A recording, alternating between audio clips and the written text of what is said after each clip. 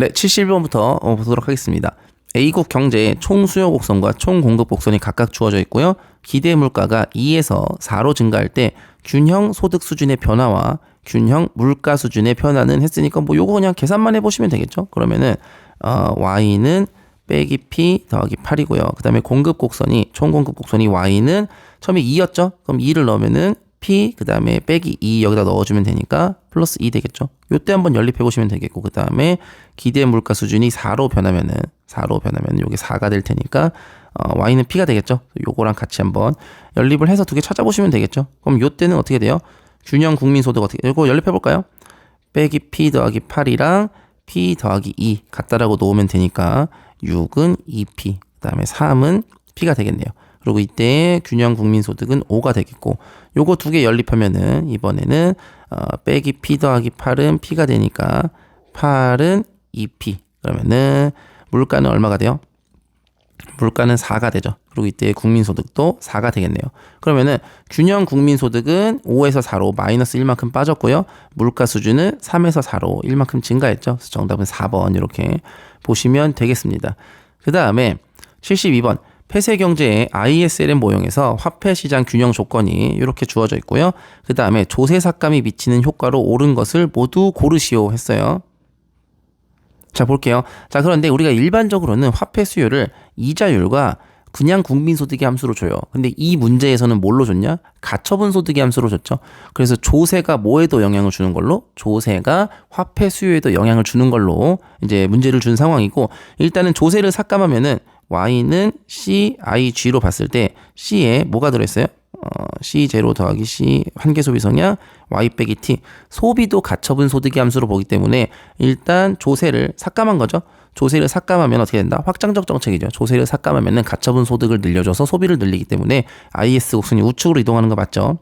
그 다음에 LM 곡선이 어느 쪽으로 이동할지 원래는 이제 조세 삭감은 영향을 안 주는데 이 문제에서는 가처분 소득의 함수로 줬기 때문에 조세를 깎아주면은 가처분 소득이 증가하겠죠.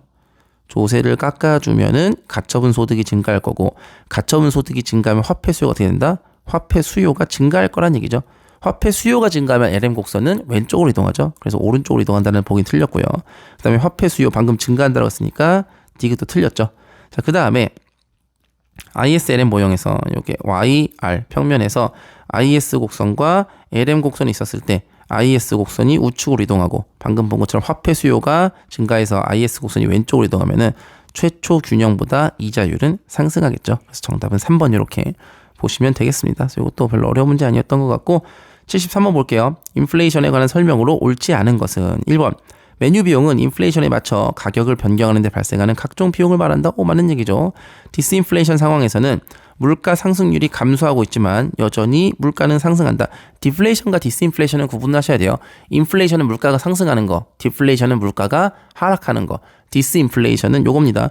물가 상승률이 감소하는 겁니다. 그러니까 물가 상승률이 둔화되는 거를 디스인플레이션이라고 하고 3번 초인플레이션, 하이퍼인플레이션은 극단적이고 장기적인 인플레이션으로 통제가 어려운 상황을 말한다. 맞는 얘기고요. 뭐 아르헨티나 유세 그런 거 생각해 보시면 되겠고 4번 구두창 비용은 인플레이션에 따라 발생하는 현금 관리 비용을 말한다. 이제 구두창 비용은 이제 비유적인 표현으로 구두 밑창이 다른다라는 건데 왜 달라면은 인플레이션이 발생하면 명목이자율이 오르죠. 명목이자율이 오르면은 화폐 보유의 기회비용이 오른다라고 보기 때문에 사람들이 명목이자율이 오른 만큼 화폐를 은행에다가 더 넣어 놓으려고 할 겁니다. 이자율이 올라가니까. 자, 그러면은 그거에 따라서 돈이 필요할 때마다 왔다 갔다 해서 은행에 왔다 갔다 하면서 제 일종의 이제 거래 비용이 발생한다는 거죠. 시간도 들고 구두 밑창도 달고. 그래서 이런 식으로 인플레이션 때문에 발생하는 거래 비용을 이제 구두창 비용이라고도 말합니다. 그다음에 5번 디플레이션은 인플레이션이 진행되는 상황에서 경제가 침체되는 게 아니라 디플레이션은 물가가 하락하는 거죠. 그래서 인플레이션이 진행되는 물가가 상승되는 상황은 아니기 때문에 옳지 않은 것은 5번 보시면 되겠습니다.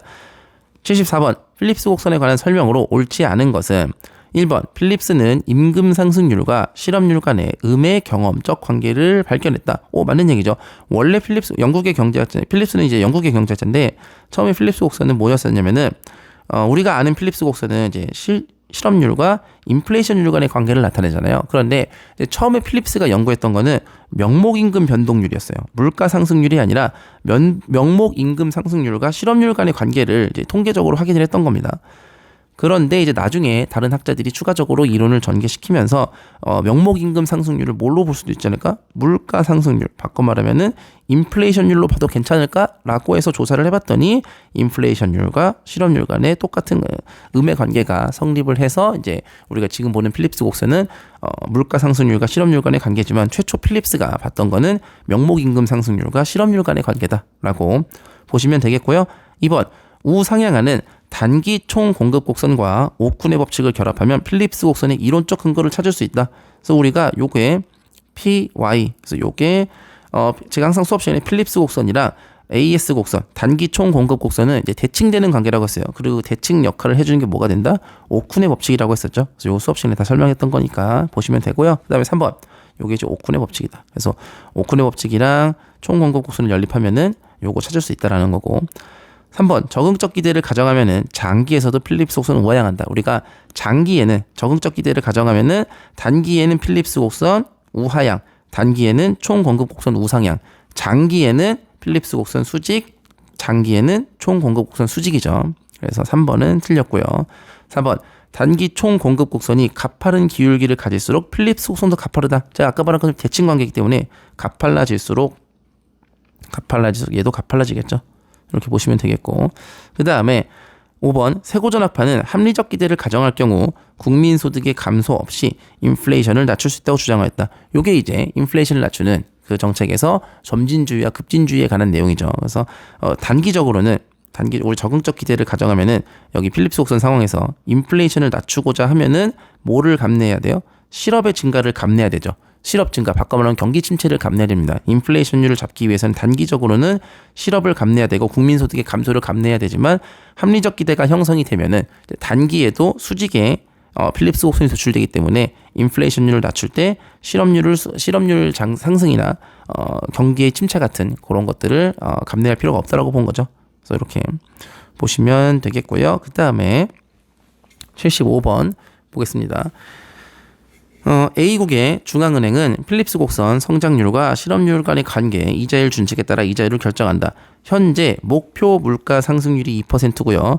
자연 실업률이 3%, 국내 총생산은 잠재 국내 총생산, 물가 상승률은 목표 물가 상승률, 그리고 실업률은 자연 실업률과 같다고 가정할 때 이에 관한 설명으로 옳지 않은 것은 했으니까 한번 보도록 하죠.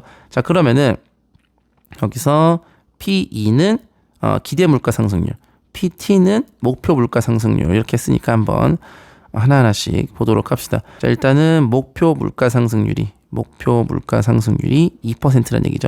그리고 현재 어떤 상태라고 했으니까 목표 물가 상승률과 실제 물가 상승률이 같다라고 했으니까 요게 파이인 상황 맞죠? 그럼 여기에 2% 들어올 거고요.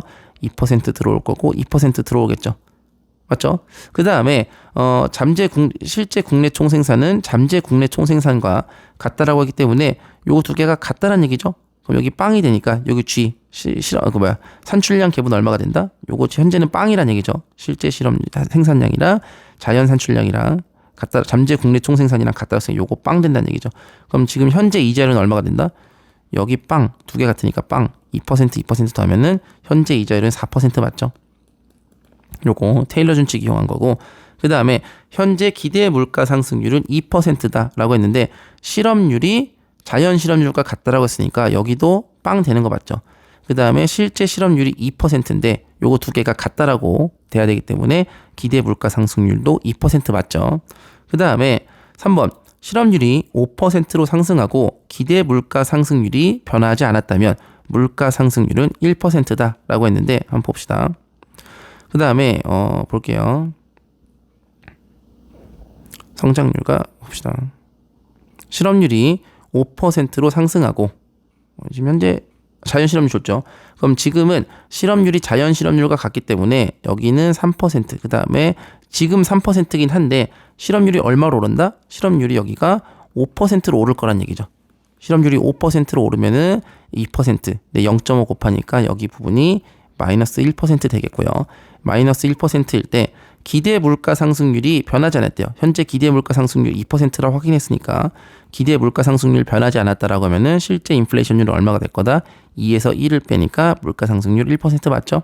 네, 4번 볼게요. 이번에는 기대 물가 상승률은 여기서 말하는 파이 2 맞죠? 파이 2 기대 물가 상승률이 3%로 상승하면은 이자율은 5.5%다라고 했는데 한번 보도록 하죠. 그럼 여기다가 넣어서 보면은 인플레이션율이 얼마가 된다? 요게 원래는 2%였는데 3%로 오를 거란 얘기고, 그 다음에 실업률은 같으니까 인플레이션율이 3%가 될 거란 얘기죠. 인플레이션율이 3%가 되면은 3%, 2%, 그 다음에 빵 이렇게 넣어주면은 요거 정리해보면 어떻게 돼요? 3%, 2% 더하고요. 그 다음에 인플레이션 갭이 1%인데 0.5 곱하니까 0.5 되겠죠. 그러면은 이자율은 5.5%가 된다. 이렇게 보시면 되겠고, 5번.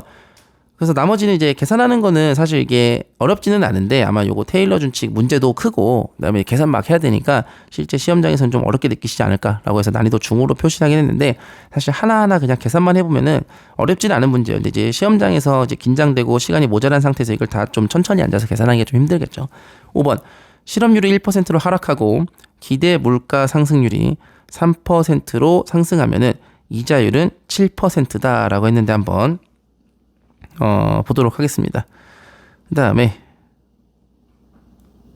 실업률이 1%로 하락했다고 했으니까 현재 실업률이 얼마였어요? 현재 실업률이 자연 실업률과 같은 3%였었죠. 그런데 필립스 곡선 보면은 파이는 파이 2 빼기 0.5에 실업률 3%, 그 다음에 자연 실업률 3%였었는데 실업률이 1%로 하락했다는 얘기니까 그럼 어떻게 돼요? 그리고 기대 물가 상승률이 3%가 됐다라고 했으니까 그러면은 요거 어떻게 되죠? 여기에서 3%, 그 다음에 마이너스 2%니까 곱하면은 플러스 1 돼서 인플레이션율은 4%가 될 거다라는 거고, 그 다음에 여기에서 원래 실업률이 3%였어요. 작년엔 3%였었는데 올해 1%가 됐다는 얘기는 여기서 마이너스 2%, 근데 마이너스에 마이너스 곱하니까 플러스 4%. 그러면은 실업률이 떨어졌으니까 국내 총생산의 성장률은 얼마가 된다? 7%가 될 거란 얘기죠. 자, 그 다음에 요 경제 성장률이 결국은 작년에는 요게 두 개가 일치했는데 올해에는 작년이 요거 YP니까 작년 대비 7% 올랐다는 얘기죠. 요게 7%가 된다는 얘기죠. 요거 이야기하는 거고, 그럼 이자율은 얼마가 되나요? 라고 여기다가 이자율 준칙에다가 넣어보면은 이자율은 물가 상승률 4% 더하기 2% 더하기 0.5에 4%, 그 다음에 기대 물가 상승률 2%, 그 다음에 GDP 성장률 7% 대입을 하면은 이거 6% 되고요. 그 다음에 2에다가 0.5 곱하면은 1%, 그 다음에 요거 하면은 3.5% 되겠죠. 그럼 다 더하면 이자율은 얼마가 된다? 이자율은 7%가 아니라 10.5%가 되겠네요. 그래서 이렇게 구해보시면 되겠습니다. 근데 이제 이거는 아까 말씀드린 것처럼 시험장에서는 좀 손대기는 어려운 문제일 것 같고, 그 다음에 76번 볼게요. 총수요 곡선 및 총공급 곡선에 관한 설명으로 옳지 않은 것을 모두 고르시오 했는데, 기억. 총수요 곡선은 물가 수준과 재화 및 용역의 수요량 간의 관계를 보여준다.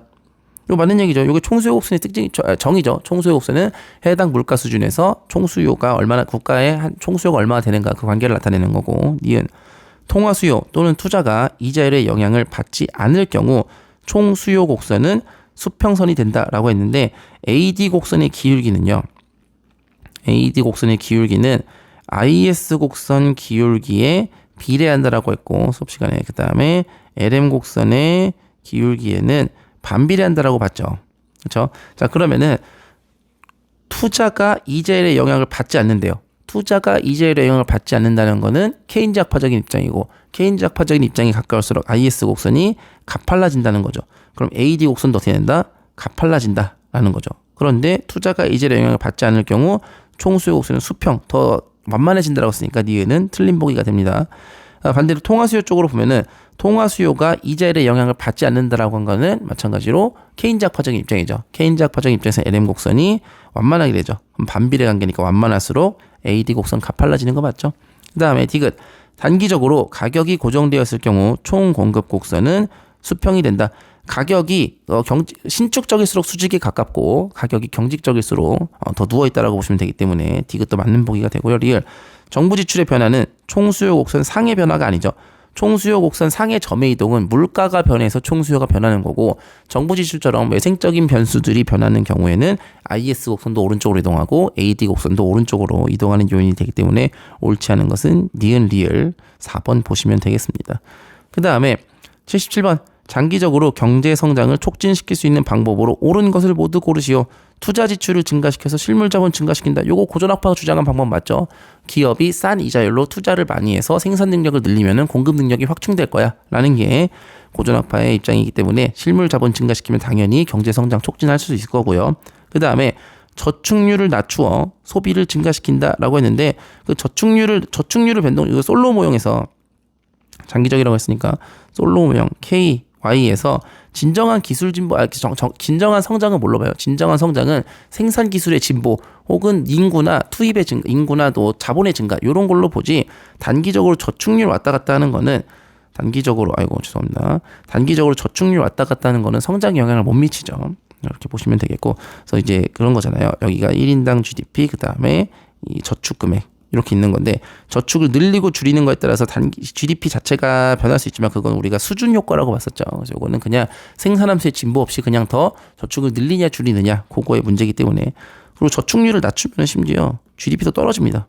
그렇기 때문에 성장을 촉진시킬 수 있는 방법은 아닌 것 같고, 그 다음에 디귿 교육 투자 지출을 증가시켜 인적 자본을 증가시킨다. 요거는 이제 그 내생적 성장 이론에서 얘기하는 내용이죠. 그래서 인적 자본을 증가시키면은 자본, 사회적인 그 통합적인 자본이 늘어나기 때문에 경제 성장을 촉진할 수 있을 것이다라는 거고, 리을도 마찬가지죠. 연구 개발에 투자하여 새로운 기술 개발을 실용한다. 요거는 그냥 그 상식적으로 봤을 때도 4번 보기 맞는 걸로 고르시면 되겠고요. 그 다음에 78번 볼게요. 이때 단순 경제를 가정할 때 솔로 모형의 균제 상태를 조건을 이용했을 때 1인당 소득이랑 1인당 소비 수준 구하라는 얘기죠. 요거 그냥 계산만 해보시면 되죠. 자, 그러면은 솔로 균제 상태, 전체 GDP가 전체 생산함수가 K의 0.5승, L의 0.5승이니까 1인당 생산함수는 어떻게 바꾸면 돼요? 요거 L로 나누면 되죠. 그러면은 1인당 자본량의 0.5승이 될 거다. 소문자 K의 0.5승 될 거고요. 자, 그 다음에 균제 상태 어떻게 구해요? SY 경제가 성장하는데 실제 저축 금액이랑 그 다음에 N 더하기 T의 K 필요 저축 금액이랑 일치시키면 된다라고 했었죠. 수업 시간에 많이 했던 거고, 이거 공식만 하면 풀 수 있다라고 했어요. 그럼 0.4 곱하기 K의 0.5승. 그 다음에 인구 증가율을 안 줬으니까 감가상가율 0.2 K만 넣으면 되죠. 약분하면은 2가 될 거고, 약분하면은 K 0.5. 그럼 K는 얼마가 된다? 제곱하면은 4 되겠네요. 그럼 이때 1인당 GDP는 얼마가 돼요? K 0.5니까 1인당 GDP는 2. 그때 2를 벌어서 소비는 얼마를 한다? 소비와 저축을 구분을 해야 되는데, 저축은 0.4죠. 그 다음에 소비는 나머지 0.6이 되니까 소비는 1.2, 저축은 0.8 이렇게 보시면 되겠습니다. 그래서 1인당 소득은 2, 1인당 소비는 1.2 이렇게 보시면은, 뭐 솔로 모형 어려워서 많이 제끼시려고 하는데 사실은 요 공식만 알면은, 나중에 이제 공식만 알면은 문제 간단하게 풀 수 있기 때문에 끝까지 버리지 말고 최소한 이 공식이라도 좀 알고 들어가자. 이해를 위한 공부를 하긴 하지만 정 안 되면은 요거라도 보고 들어가면은 요렇게 그냥 딱딱 넣어서 풀기만 하면은 정답을 구할 수 있기 때문에 버리지 말자라고 말씀드렸었고, 그 다음에 79번 보호무역을 옹호하는 주장의 근거가 아닌 것은, 그래서 우리 시험에서는 사실 국제경제학 쪽에서 무역적이 특히나 잘 안 나오긴 하죠. 근데 이런 문제가 하나 나왔는데 요거는 그냥 상식선에서 풀고 넘어가셔도 되겠습니다. 그래서 보호무역이라는 게 뭐예요? 보호무역이라는 게 자유무역이 아니라 국내 산업을 성장시키기 위해서, 국내 산업을 보호하기 위해서 관세라든지 뭐 무역 장벽이라든지 이런 걸 통해서 국내 산업을 보호하겠다는 거죠. 자, 그런데 1번 자유무역으로 분업이 강력하게 진행되면 국가 안전에 대한 우려가 발생할 수 있다고, 맞는 얘기죠. 자유무역을 하다 보니까 이제 리카르드 비교 요인 같은 거 생각해 보시면은 그런 거잖아요. 그 자유무역을 하려고 해서 이제 서로 분업하자. 너는 뭐 농산물을 싸게 만들 수 있으니까 네가 농업을 하고 나는 공업을 할게.라고 아예 완전 완전 그 특화를 했다고 칩시다. 그러면 나중에 전쟁이 나거나 위급한 상황에서 식량을 자급자족하지 못하면은 국가 안보에 큰 위험이 되죠. 그렇기 때문에 우리가 보호무역을 해서 농산물 같은 거는 좀 끝까지 지켜주려고 하는 게 이제 그런 목적이죠. 특히나 농산물이나 그런 것들은 이제 국가 안보에 직결되기 때문에. 2번 관세를 부과하면은 경제적 순손실이 발생한다. 그렇죠. 관세를 부과하면 경제적 순손실이 발생해요. 그래도 관세를 부과해서 보호무역을 하자라는 건데 문제에서 말한 건 뭐예요? 보호무역을 옹호하는 주장의 근거가 아닌 것이라고 했으니까 이번에 따르면 경제적 순손실이 발생하니까 자유무역 하자는 얘기밖에 안 되죠. 그래서 정답은 2번 보시면 되겠습니다. 그래서 나머지 내용도 다 방금 봤던 내용, 말했던 거랑 똑같은 내용들이니까 왜 보호무역을 하고자 하는지에 대한 근거로 보시면 되겠습니다. 마지막 80번 문제 볼게요. 소규모 개방 경제의 먼델 플레밍 모형에서 정부의 재정 긴축이 미치는 영향으로 옳은 것은 했으니까 제 수업 시간에는 이제 그래프 그리는 거는 연습할 때 하는 거고 쭉 되는 걸 머릿속에서 쓰자라고 했었는데 그냥 보는 김에 한번 볼게요. 완전한 자본 이동과 고정 환율 제도 어떤 환율 제도인지 꼭 확인해 보셔야 돼요. 자, 그럼 일단은 RY 평면에서 BP 곡선이 수평선이 될 거고요. 완전한 자본 이동이라고 했으니까 그 다음에 IS 곡선 우하향할 거고요. 그 다음에 우상향하는 LM 곡선 그려주면 되겠네요. 자, 그럼 여기에서 정부의 재정 긴축이 발생을 하면은 먼저 IS 곡선이 좌측으로 이동하죠. IS 곡선이 좌측으로 이동할 거다. 그래서 원래 경제가 A 지점에 있었는데 B 지점으로 이동할 거라는 거죠. 그러면은 B 지점은 BP 곡선, 국제 수지의 균형을 이루는 이자율 대비 우리나라 이자율이 낮은 꼴이 됐기 때문에 이자율이 낮아진 꼴이 돼서 자본이 유출될 거라고 했었죠. 자본이 유출됩니다. 자본이 유출되면은 원래는 환율이 어떻게 돼요? 자본이 유출되면 환율이 올라야 되죠. 외국 돈이 다 빠져나가니까 환율이 올라야 되는데 고정 환율 제도를 채택하기 때문에 환율 변동을 막기 위해서 중앙은행이 어떻게 돼요? 중앙은행이 자본 유출한 만큼 추가적인 외환 매각을 하죠. 중앙은행에 외환 매각이 발생을 합니다. 외환 매각이 발생을 하면 어떻게 돼요? 통화량이 늘어나죠. 통화량 감소하죠. 죄송합니다. 통화량 감소하죠. 중앙은행이 자산을 시장에다가 파는 건데 외환을 갖다 써. 자본 유출된 만큼 이거 일단 갖다 써라고 하는 건데 그냥 주는 게 아니죠. 돈을 받고 파는 거기 때문에 통화량이 감소하죠. 중앙은행이 다시 돈을 흡수하니까. 그럼 통화량이 감소하니까 LM 곡선이 왼쪽으로 이동해서 C 지점으로 A에서 B로 갔다가 C 지점으로 간다는 거죠. 이렇게 보시면 되고요. 자, 그러면 IS 곡선이 우측 이동 맞는 얘기고요. 좌측 이동이죠. 좌측 이동이고 그 다음에 국민소득 A에서 C로 감소하는 거 맞죠? 정답은 2번이고 LM 곡선도 좌측으로 이동했고요. 통화 공급은 감소했죠. 그 다음에 원화 가치는 변하지 않았죠. 환율을 유지했기 때문에 고정 환율 제도이기 때문에 원화 가치는 변하지 않은 것으로 보시면 되겠습니다. 자, 여기까지 2023년도 감정평가사 경제학 기출문제 풀이를 마무리하도록 하겠습니다.